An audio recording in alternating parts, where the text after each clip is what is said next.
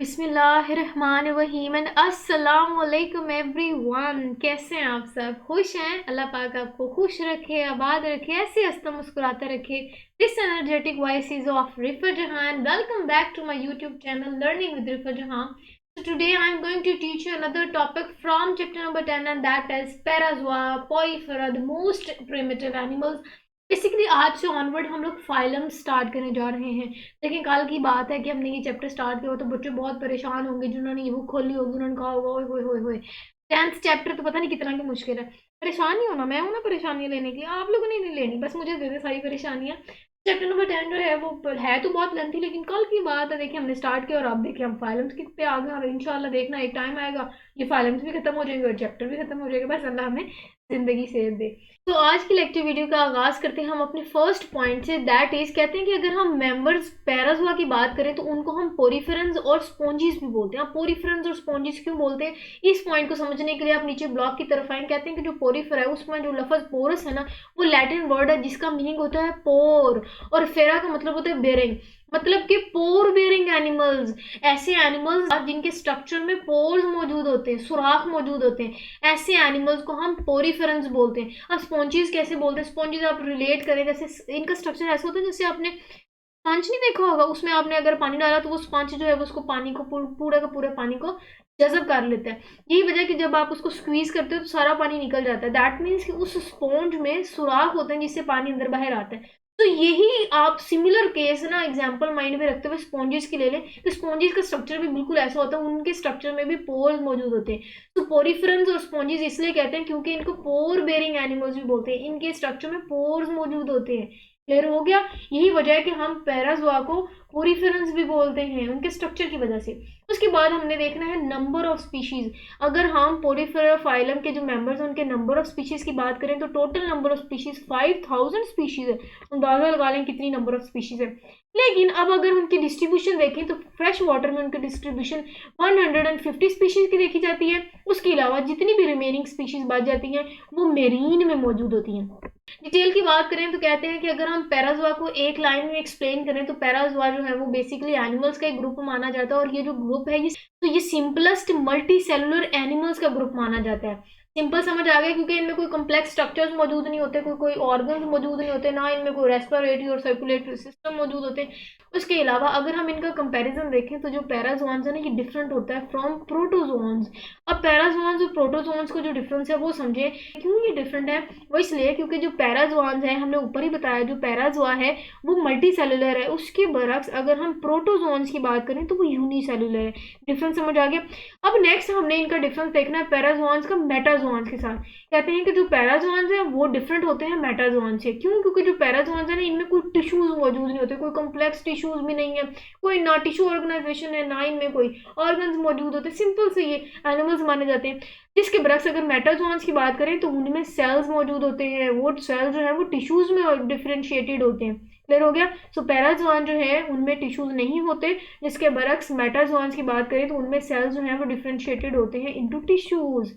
Clear हो गया? Next जो है वो मैंने आपके साथ इनकी बहुत ही खूबसूरत डायग्राम शेयर किया है। ये डायग्राम आप समझ गए तो आपको पूरे लेक्चर की समझ आ जाएगी। यहाँ मैं आपको जनरल बातें बताऊंगी, फिर कॉन्सेप्ट दोबारा रिवाइज कराऊंगी, फिर वापस आऊंगी डायग्राम की तरफ, जिससे क्या होगा आपके कॉन्सेप्ट जो है वो पक्के हो जाएंगे। ये मैंने आपके साथ एक डायग्राम शेयर की स्पॉन्जीज की। स्ट्रक्चर ऑफ स्पॉन्जीज समझे। स्ट्रक्चर में ये है कि इनकी ना आउटर लेयर होती है और इंटरनल लेयर आपको अंदर जो नजर नहीं आ रही बिल्कुल होलसेल में, यहाँ से अगर आपको यहाँ से थोड़ी सी डार्क ब्राउन शेड नजर आ रही है वो इनकी इनर लेयर है, और जो आउटर लाइट ब्राउन शेड नजर आ रही है ये इनकी आउटर लेयर है। इनकी जो आउटर लेयर है इनको हम पिनेकोडर्म्स बोलते हैं, और जिन सेल से ये लेयर बनती है उनको हम पिनेकोसाइट्स बोलते हैं। तो जो इनकी इंटरनल लेयर है उसको क्वाइनोडर्म बोलते हैं, जो कि क्वाइनोसाइट से मिलके बनी होती है। क्लियर हो गया? उसके बाद जनरल जनरल समझ रहे हैं। अब आपको ये पोरस बॉडी, हमने कहा था ना कि जो स्पॉन्जेस है वो पोरस बॉडी, जो आपको छोटे छोटे यहाँ पोर्स नजर आएंगे ना इनके स्ट्रक्चर में, ये छोटे छोटे पोर्स को हम ऑस्ट्रिया बोलते हैं। क्या बोलते हैं? ऑस्ट्रिया। उसके अलावा ये जो आपको बड़ा सा इनका मुंह नजर आ रहा है ना, ऊपर बड़ा होल, जो इनको ये होल हो गया, ये जो होल है, ये जो आपको बड़े बड़े होल नजर आ रहे हैं, इसको हम ऑस्कुलम बोलते हैं। सो बड़ा होल ऑस्कुलम, छोटे छोटे होल जो है वो ऑस्ट्रिया। अब इसके पास अब अंदर स्ट्रक्चर में आ जाए, कहते हैं कि जो आउटर लेयर है जिसको हम पिनाकोडर्म बोलते हैं, इंटरनल लेयर जिसको हम कॉइनोडर्म बोलते हैं। सो पिनाकोडर्म और कॉइनोडर्म के अंदर कुछ स्ट्रक्चर्स मौजूद होते हैं जिनमें मेसोडर्म आ जाती है, इमोबॉइड सेल्स आ जाते हैं, स्पाइक्यूल्स आ जाते हैं। ये आपको स्ट्रक्चर नजर आ रहा है स्पाइक्यूल्स का, और स्पॉन्जिन फाइबर्स मौजूद होते हैं। सो ये जो आपको स्ट्रक्चर्स नजर आ रहे हैं ये मैं फर्दर आपको डिटेल भी समझाऊंगी। तो स्पॉन्जिस के अंदर होलो कैविटी है उसको हम स्पॉन्जोसील बोलते हैं। क्लियर हो गया? थोड़ा बहुत आप यहाँ डिफरेंस देख लें इनके स्ट्रक्चर्स का, फिर उसके बाद फर्दर डिटेल हम आगे देखते हैं। अब हमने इनके कुछ जनरल कैरेक्टर्स डिस्कस करने हैं। जनरल कैरेक्टर्स की बात करें ना, तो इनमें ना कहते हैं कि कोई टिश्यू ऑर्गेनाइजेशन मौजूद नहीं होती। मैंने स्टार्ट में कह दिया क्यों, क्योंकि सिंपल मल्टीसेलुलर ऑर्गेनिज्म माने जाते हैं। इनमें ना तो प्रॉपर ऑर्गन्स मौजूद होते हैं ना tissues. So no tissue organisation and no organs. तो उसके बरक्स अगर हम स्पॉन्जिस की बात करें तो इनमें कोई प्रॉपर सिमिट्री भी नहीं होती, अंदाजा लगाएं, ना ऑर्गन्स ना टिश्यूज ना कोई सिमिट्री। यही वजह है कि अगर हम फाइलम पोरिफेरा की बात करें तो फाइलम पोरिफेरा के जितने भी मेंबर्स हैं उनको हम एसिमेट्रिकल बोलते हैं, क्योंकि उनमें प्रॉपर सिमिट्री को खास शेप शक्ल मौजूद नहीं होती। उसके बाद अब हम इनकी लेयर्स की बात करते हैं। मैंने आपको जो बाहर वाली लाइट ब्राउन शेड वाली जो लेयर दिखाई थी, जो आउटर लेयर थी, उसको हम पिनाकोडर्म बोलते हैं, और वो जिन सेल से मिलकर बनी होती है उनको पिनाकोसाइट्स बोलते हैं। इनर लेयर है उसको हम बोलते हैं कॉइनोडर्म, और वो जो कॉइनोडर्म है वो कॉइनोसाइट से मिलकर बना होता है। अंदाजा लगा ले, मिलते जुलते हैं। पिनाकोडर्म पिनाकोसाइट से और कॉइनोडर्म जो है वो कॉइनोसाइट से। क्लियर हो गया? अब अंदर बाहर वाली आपको लेयर समझ आ गई। अब अंदर और बाहर वाली लेयर के दरमियान कुछ चीजें मौजूद होती हैं। क्लियर हो गया? जैसे लेट सपोज मैं आपको बड़ी फनी सी एग्जांपल देती हूँ, जैसे बर्गर है ना, बर्गर, भूख लग गई होगी काफी, लगे मुझे क्या है, मैं समझा रही हूँ। तो बर्गर की आपको पता है दो बांध होते हैं, ऊपर भी एक बांध होता है और नीचे भी एक बांध होता है। उसके दरमियान में जो चीजें होती है ना, जिसको हम फिलिंग बोलते हैं उस बर्गर की, उस फिलिंग में अब क्या आती है, मुझे नहीं पता आपको कैसी लगी एग्जांपल, लेकिन अब हम उसकी अंदर वाली फिलिंग को डिस्कस कर रहे हैं, जो कि पिनाकोडर्म और कॉइनोडर्म के सेंटर में चीजें मौजूद होती हैं। वो कौन सी? सबसे पहले आप समझें कि उनके दरमियान में जिलेटिनस मीजनकाइमा मौजूद होते हैं, जिलेटिनस मीजनकाइमा। अब उसके अलावा मीजनकाइमा के अलावा उनमें कुछ एमीबॉइड सेल मौजूद होते हैं, स्पाइक्यूल्स कहते हैं। ये हम स्केलेटन वाले पॉइंट में डिस्कस करेंगे। ये थोड़े कांटेन हुआ स्ट्रक्चर होता है। स्पाइक्यूल्स मौजूद होती हैं, स्पॉन्जिन फाइबर्स मौजूद होते हैं। इन तमाम का स्ट्रक्चर के फंक्शन जो है वो हम आगे देखते हैं। फिलहाल आप यही समझें कि आउटर और इनर लेयर है, पेनाकोडर्म है, कॉइनोडर्म है, उसके दरमियान जितनी जैसे बर्गर की फिलिंग होती है, जैसे बर्गर में अंडा ब्रेड जो भी टिक्की शिक्की होती है, इसमें जो इनकी इंटरनल आपको फिलिंग नजर आती है उसमें जिलेटिनस मीजनकाइमा होते हैं, एमीबॉइड सेल्स होते हैं, स्पाइक्यूल्स होते हैं और स्पॉन्जिन फाइबर्स होते हैं। क्लियर हो गया? अब हम ना पोरिफेरेंस की साइज की बात करते हैं। साइज कितना होता है? साइज की बात करें तो छोटे से छोटे पिनाकोडर्म, छोटे से छोटे पोरिफेरन से लेके बड़े से बड़ा 1 मीटर का भी इवन पोरिफेरन मेंबर मौजूद है। एग्जांपल देख लेते हैं। कहते हैं कि अगर हम पोरिफेरेंस की बात करें तो फ्यू मिलीमीटर से लेके ये 1 मीटर टॉल होते हैं। 1 मीटर टॉल की एग्जाम्पल भी उन्होंने लिखी है। स्कूले मास्ट्रा जुबिनाए, क्या लफ्ज है? स्कूले मास्ट्रा जुबिनाए, जुबिनाए, स्कूले मास्ट्रा जुबिनाए।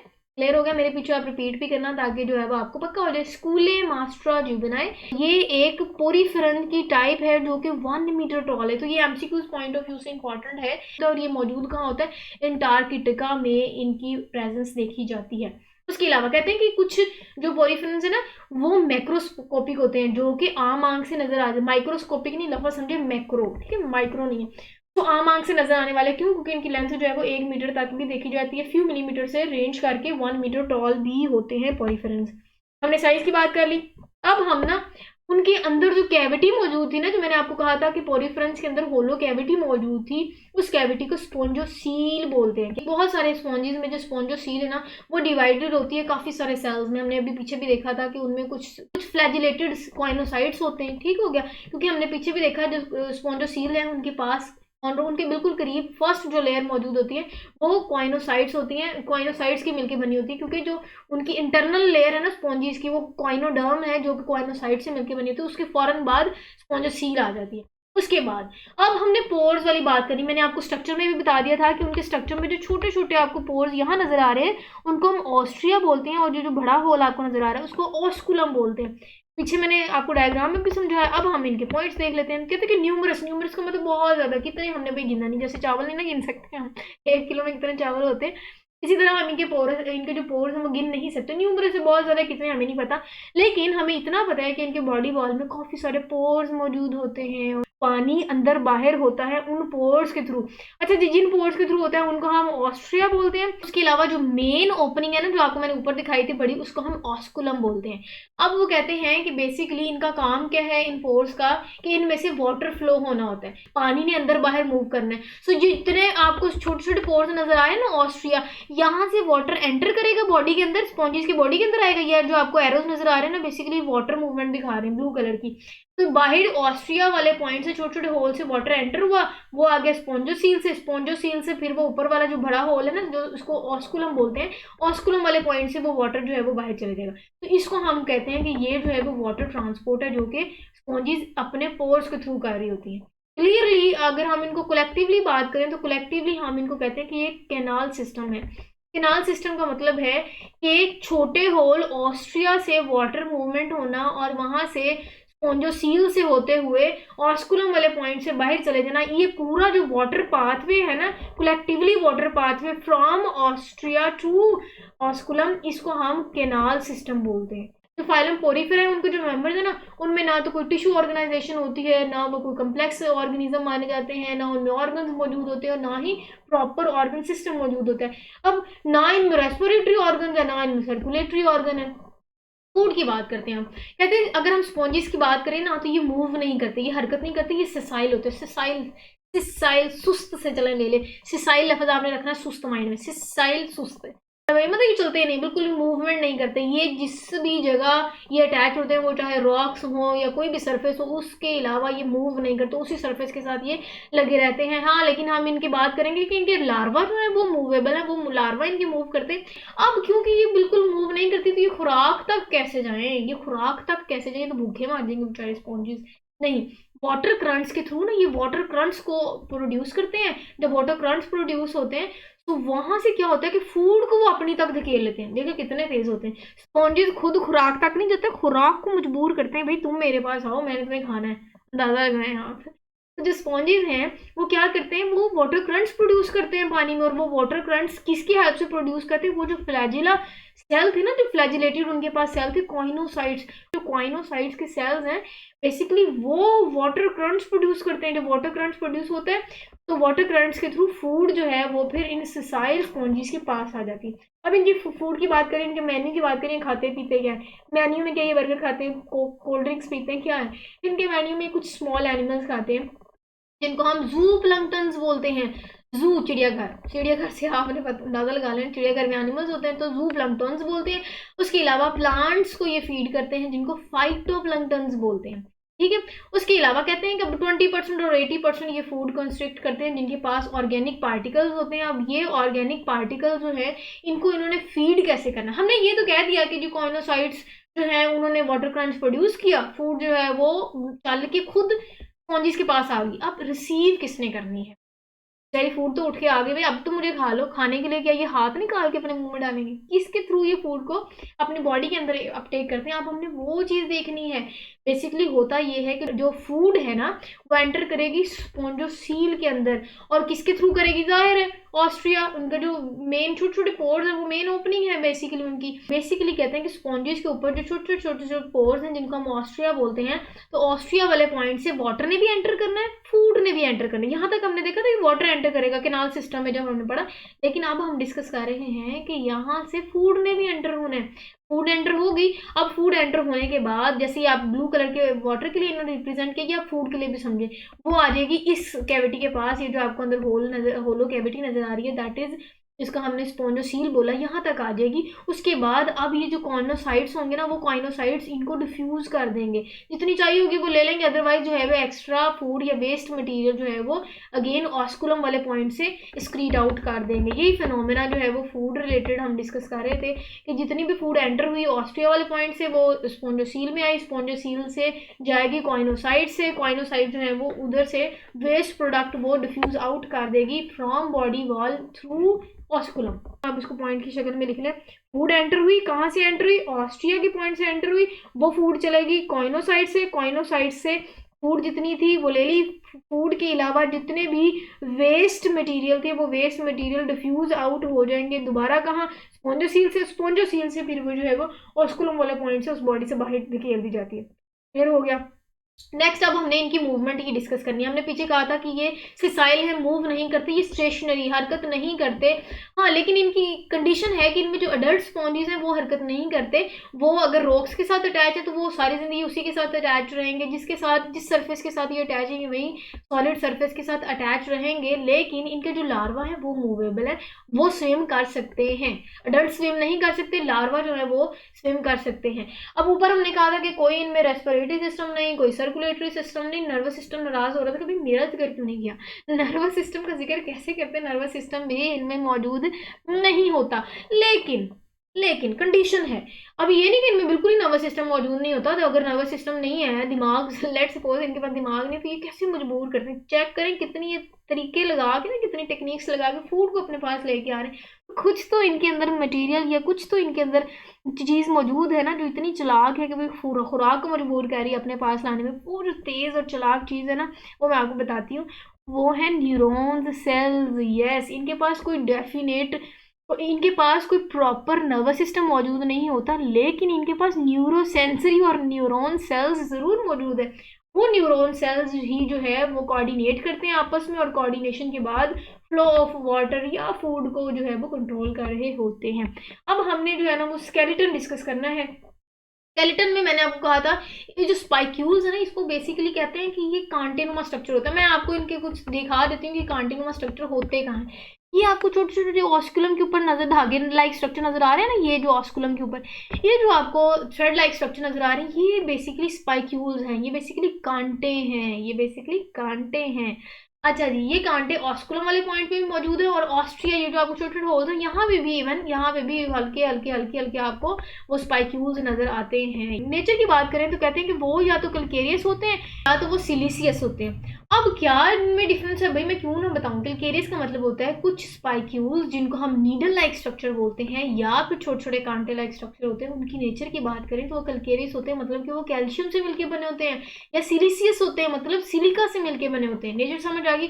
उसके अलावा कहते हैं कि जो बाथ स्पॉन्ज होते हैं ना, उनके स्ट्रक्चर में कुछ स्पॉन्जिन फाइबर्स भी मौजूद होते हैं। तो क्योंकि आपको पता है कि जो स्केलेटन का काम होता है कि वो सपोर्ट प्रोवाइड करता है, यही वजह है कि ये भी जो है वो हमें सपोर्ट प्रोवाइड करेंगी, स्ट्रेंथ प्रोवाइड करेंगी। क्लियर हो गया? उसके अलावा कहते हैं कि अगर हम स्पाइक्यूल्स की बात करें कि वो लगे कहाँ होते हैं उनकी, अगर हम ओरिजिनेशन की बात करें, प्रेजेंस की बात करें, तो मैंने आपको पीछे दिखा दिया, या तो वो ऑस्कुलम वाले पॉइंट पे मौजूद होते हैं या वो ऑस्ट्रिया के पास मौजूद होते हैं। स्पाइक्यूल समझ आ गई, स्केलेटन समझ आ गई। अब हमने इनकी रिप्रोडक्शन देखनी है। स्पॉन्जीज में ना रिप्रोडक्शन का फिनोमिना डिस्कस करना है। अगर हम स्पॉन्जीज में रिप्रोडक्शन के फिनोमिना की बात करें तो ये बोथ रिप्रोडक्शन शो करते हैं, ए सेक्शुअल रिप्रोडक्शन भी करते हैं और सेक्शुअल रिप्रोडक्शन भी करते हैं। सबसे पहले मैंने आपको ए सेक्शुअल रिप्रोडक्शन पढ़ाना है। मैं मेरी मर्जी, मैंने ए सेक्शुअल ही पहले पढ़ाना है, मैंने आपको सेक्शुअल रिप्रोडक्शन बाद में पढ़ाना है। मैं मेरी मर्जी, जाए आप जो करना है कर ले। ए सेक्शुअल रिप्रोडक्शन की बात करें तो ए सेक्शुअल रिप्रोडक्शन ये बडिंग के प्रोसेस से कर रहे होते हैं। बडिंग बडिंग बडिंग, ये आप लोग 9th क्लास से पढ़ते आ रहे होंगे। बडिंग का फिनोमेना ऐसा होता है, छोटू सा बर्ड बना, छोटू सा बर्ड ही आगे एबिलिटी रखता है कि पूरे का पूरा अम्मा अब्बा जैसे ही बिल्कुल स्ट्रक्चर ले ले। तो बडिंग के प्रोसेस से ये सेक्शुअल रिप्रोडक्शन कर रहे होते हैं। अब ना मैं चले जी, मैं दोबारा आपको स्ट्रक्चर बार बार स्ट्रक्चर की तरफ, ताकि ना आपके पास आप बोर ना हो, आपको कॉन्सेप्ट जो है वो पक्के हो जाए। देखिए ये आपको, अगर मैं ये जो आपको स्ट्रक्चर दिखा रही हूँ, अगर यहाँ छोटू सा एक बर्ड बना, लेट सपोज ये बर्ड है, ठीक है, ये बर्ड यहाँ से फिर सेपरेट होगा, पेरेंटल बॉडी से ये बर्ड सेपरेट होगा, और ये एबिलिटी रखेगा कि पेरेंट्स जैसा ही पूरा स्ट्रक्चर दोबारा ओरिजिनेट कर ले। तो ये बर्ड बना, सेपरेट हुआ, और पूरे का पूरा इस तरह का अगर स्ट्रक्चर ले ले तो हम कहते हैं कि ये जी बर्डिंग होगी। अब समझें, अगर तो बर्ड आउटसाइड द स्पॉन्ज बने तो उसको हम बर्ड बोलते हैं, लेकिन अगर ये जो आपको इंटरनल स्ट्रक्चर नजर आ रहा है, लेट सपोज कि ये बर्ड जो है, इसको जो अंदर बर्ड बना इसको हम गेम्यूल्स बोलते हैं। ठीक है, तो आउटर जो बर्ड होता है, जो आउटर साइड पे जो बर्ड बनता है उसको हम बर्ड ही बोलते हैं, लेकिन अगर हम स्पॉन्जीज के अंदर की बर्ड की बात करें तो उसको गेम्यूल्स बोलते हैं। और ये दोनों, चाहे बर्ड हो बाहर वाला, चाहे इंटरनल बर्ड हो, वो दोनों एबिलिटी रखते हैं कि वो न्यू स्पॉन्ज में कन्वर्ट हो जाए। यही हम कहते हैं कि लो जी ए सेक्शुअल रिप्रोडक्शन जो है वो पूरी होगी। अब हमने नेक्स्ट रिप्रोडक्शन डिस्कस करनी है, that is sexual reproduction. Sponges की बात करें ना तो काफी सारे स्पॉन्जेस जो है ना वो हर्मोफ्रोडाइट होते हैं। हर्मोफ्रोडाइट का मतलब कि जिनमें सेक्स ऑर्गन्स दोनों मौजूद होते हैं, मेल भी और फीमेल भी एक ही स्पॉन्ज के अंदर अगर मौजूद हो तो उस स्पॉन्ज को हम हर्मोफ्रोडाइट बोलते हैं। लेकिन ये प्रोटेंडुरस होते हैं। प्रोटेंडुरस का मतलब होता है कि इनमें मेल सेक्स सेल जो है वो पहले जरा बन जाता है, वो कहता है भाई मेरी मर्जी, मैंने पहले बनना है। फीमेल सेक्स ऑर्गन जो है वो, फीमेल सेक्स सेल जो है वो बाद में बनता है, मेल सेक्स सेल जो है वो पहले बनता है, इसीलिए हम स्पॉन्जीज को प्रोटेंडुरस भी बोलते हैं। अब नेक्स्ट कहते हैं कि सेक्स ऑर्गन्स इनके सेपरेट होते हैं, एग्स का भी फिनोमिना होता है, इनमें स्पर्म्स का भी फिनोमिना होता है, बाकी सारी रिप्रोडक्शन इनकी नॉर्मल ही होती है। फर्टिलाइजेशन की अगर हम बात करें कि फर्टिलाइजेशन कहाँ होती है, तो मीजन काइमा जो हमने अंदर वाले सेल्स डिस्कस किए थे, मीजन काइमा सेल्स के अंदर फर्टिलाइजेशन होगी और फर्टिलाइजेशन होने के बाद जाइगोट बना, जाइगोट बना और फिर एम्ब्रियो की डेवलपमेंट हो जाती है, और वो एम्ब्रियो की डेवलपमेंट ब्लास्टूला में होगी और ब्लास्टूला के बाद वो लार्वल स्टेज से होते हुए फिर जो है वो न्यू स्पॉन्ज बनती है। एग्जाम्पल की बात करें, पहली एग्जाम्पल है साइकन। साइकन अगेन ये स्पॉन्जेस ही है, स्पॉन्जेस की टाइप है, ये मेरीन स्पॉन्ज माना जाता है। होता कैसे है ये देखिए, मैंने आपके साथ इसकी खूबसूरत सेल्फी शेयर की, इसने मैंने जो अपलोड की थी व्हाट्सएप पे, मैंने आपके साथ शेयर की कि भाई इस तरह के साइकन्स होते हैं, ये मेरीन साइकन्स होते हैं। मेरीन इसलिए क्योंकि ये मेरीन एनवायरनमेंट में मौजूद होते हैं। उसके बाद ल्यूकोसोलिनिया, ल्यूकोसोलिनिया जो है इसको भी हम स्पॉन्ज बोलते हैं क्योंकि स्पॉन्ज की ही एग्जाम्पल है। लेकिन ये जो स्पॉन्ज है, अ sponge that consist of group of erect tubes, ये आपको ऐसा नजर आ रहा होगा काफी सारे इरेक्ट कहते हैं सीधी खड़ी हुई ट्यूब्स हैं, लेकिन उसका ग्रुप है, गुच्छा है काफी सारा। तो इस तरह का जो अपेयरेंस रखने वाले स्पॉन्ज है। तो अब हमने नेक्स्ट कुछ एग्जांपल्स डिस्कस करनी, दैट इज यूप्लेक्टिला। ठीक है, अब इसकी बात करते हैं। ये बहुत ही खूबसूरत होती है, डेलिकेट होती है और ग्लासी फ्रेमवर्क देती है। भाई इतनी कोई खूबसूरत आपको नजर आ रही होगी डायग्राम में ही कि ऐसे लग रहा होगा ये पता नहीं कोई ग्लास का बना हुआ कोई बहुत ही खूबसूरत कोई गुलदान है, कोई बहुत ही खूबसूरत कोई डेकोरेशन पीस है। इस तरह का जो है वो यूप्लेक्टिला होता है। ये बेसिकली होती है स्पॉन्ज ही है, ऐसा लगता है जैसे ग्लास के ऊपर बहुत ही खूबसूरत मीनाकारी होती है। इसको हम वीनस फ्लावर बास्केट भी बोलते हैं। एमसीक्यू पॉइंट ऑफ व्यू से इंपॉर्टेंट है कि यूप्लेक्टिलिया को हम वीनस फ्लावर बास्केट भी बोलते हैं। उसके बाद लास्ट हमने एग्जाम्पल डिस्कस करनी है, दैट इज स्पॉन्जिला।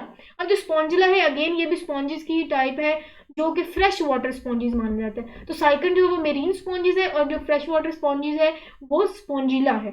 इंपॉर्टेंस की बात करें, वॉशिंग और बॉथिंग में भी जो है वो ये यूज किया जाता है, क्योंकि जो स्पॉन्जेस के स्केलेटन है वो क्योंकि नीडल लाइक होते हैं, तो बर्तन में अच्छे सारे बर्तन बड़े अच्छे से साफ हो जाते हैं। तो काफी सारे जो है वो वॉशिंग और बाथिंग पॉइंट ऑफ व्यू से इनकी स्केलेटन ऑफ स्पॉन्जेस इंपॉर्टेंट है, उससे काफी सारे बर्तन जो है अच्छे से समझ जाते हैं, क्योंकि इनका नीडल लाइक स्पंज वाला जो है वो स्ट्रक्चर होता है स्केलेटन का। अच्छा ऐसा है कि काफी सारे जो आर्टिफिशियल स्पॉन्जेस है ना वो बनाए जाते हैं, उससे हम काफी सारे सिंथेटिक मटेरियल्स बनाते हैं। उसके बाद जो नेचुरल स्पॉन्जेस हैं, काफी सारी इंपॉर्टेंट इंडस्ट्रीज में भी इनकी डिमांड है काफी सारे सिंथेटिक मटेरियल्स बनाने के लिए।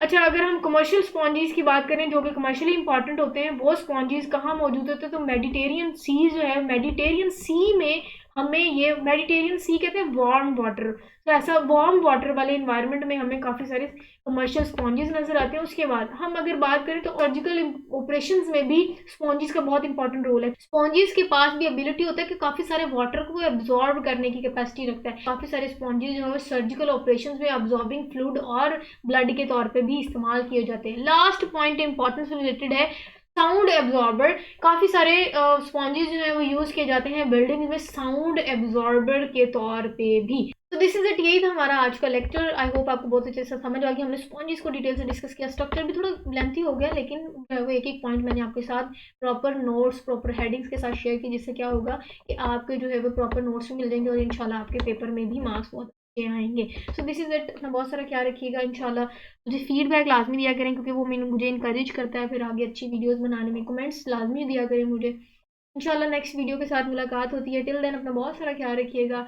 स्टे कनेक्टेड एंड अल्लाह हाफिज़।